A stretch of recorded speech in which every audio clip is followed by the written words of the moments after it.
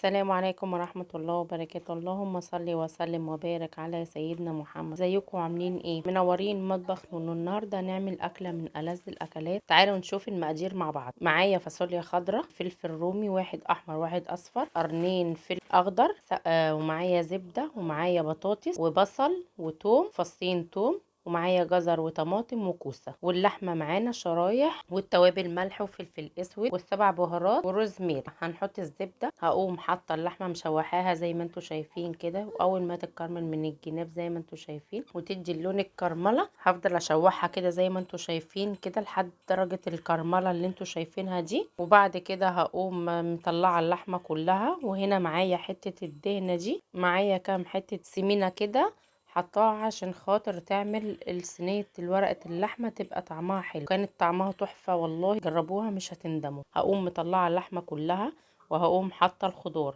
هحط البطاطس والبصل والفاصوليا والقوطه، هحط كل الخضار معايا، هشوحهم كده زي ما انتم شايفين. وبعد ما هديها تشويحتين كده هفضل اشوح فيهم، وبعد كده هنزل عليهم بالتوابل ملح وفلفل اسود وواحده مرقه دجاج، الفلفل الاسود وسبع بهارات وكزبره وواحده مرقه دجاج. هقوم ماسكاهم كلهم واقوم مقلباهم كلهم في قلب بعضهم واشوحهم، نازله مشوحاهم كده. هقوم جايبه صينيه البيرك، هقوم حاطه ورقه فويل عكس عكاس كده، وحاطه من هنا ورقه وهنا ورقه، وبعد كده هحط في النص ورقه الزبده. وبعد ما هحط ورقه الزبده هقوم حاطه الخضار زي ما انتم شايفين كده. هدلق الخضار وهمسك اللحمه طبعا بالصوص بتاعها. اول ما هحط اللحمه وبعد كده هحط الصوص وهقلبهم كلهم في قلب بعضيهم، الخضار مع اللحمه هشوحهم تشويحتين كده مع بعضيهم. وبعد كده هرص تاني اللحمه من على الوش، وبعد كده هقوم حاطه رشه ملح ورشه فلفل اسود، وهقوم مقفله عليها بالورق الزبده الاول. وبعد كده قمت مقفله عليهم حلوه، قفلت عليهم حلو خالص. وبعد كده هنا هقوم مدخلاها الفرن على درجه 200، هتاخد معاكي من ساعه ونص لساعتين على حسب التسويه بتاعه الفرن بتاعتك.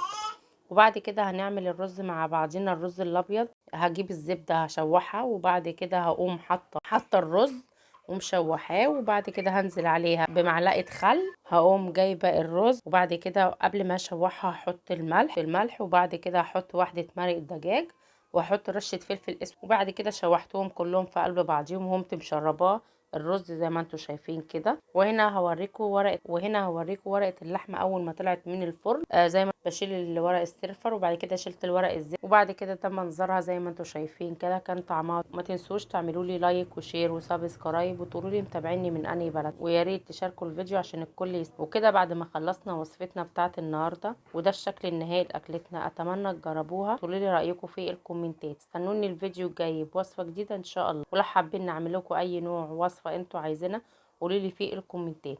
السلام عليكم ورحمه الله وبركاته.